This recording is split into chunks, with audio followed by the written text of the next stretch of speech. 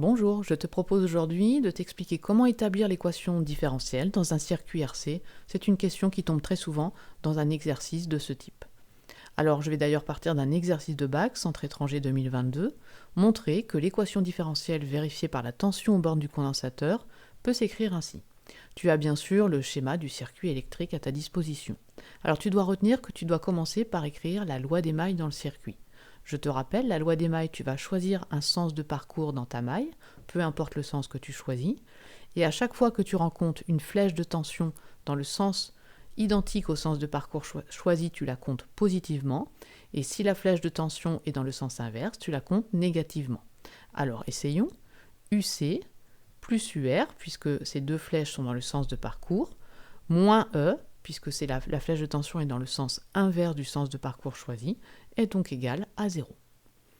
Je vais réécrire cette égalité de façon à avoir le E de l'autre côté du signe égal pour que cela soit comme dans l'équation différentielle qu'on me demande de montrer.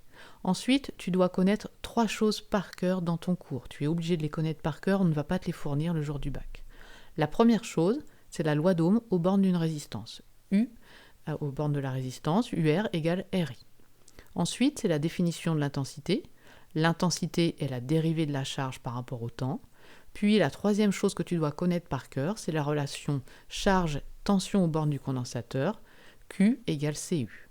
CUC pour C pour condensateur. Donc ensuite, à partir de ces 3 relations, tu vas les utiliser dans la loi des mailles. Commençons par la première, la loi d'Ohm. Je vais donc remplacer cette loi d'Ohm dans l'équation que j'ai trouvée, UC plus RI égale E. Ensuite, je remplace l'intensité par la définition de l'intensité. UC plus R dQ sur dt égale E. Et ensuite, je vais me servir de la relation charge-tension aux bornes du condensateur, la dérivée de Q par rapport au temps. Cela va donc être la dérivée de CUC par rapport au temps, mais C étant une constante, on peut la sortir de la dérivée. Donc UC plus RC, D2UC sur dt égale E. Voilà l'équation qu'on me demande de vérifier. Alors, il faut que tu retiennes bien la méthode, la loi des mailles, puis les 3 définitions que tu appliques successivement.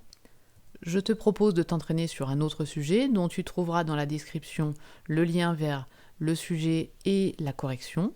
Donc ici, on a un circuit. Indiquer dans quelle position est basculé l'interrupteur pour réaliser la charge du condensateur sur le schéma du circuit. Et puis, à l'aide de la loi des mailles, montrer que l'équation différentielle est celle-ci, identique à celle que l'on a vue précédemment. Voilà, j'espère que cette vidéo t'aidera pour établir une équation différentielle. À bientôt.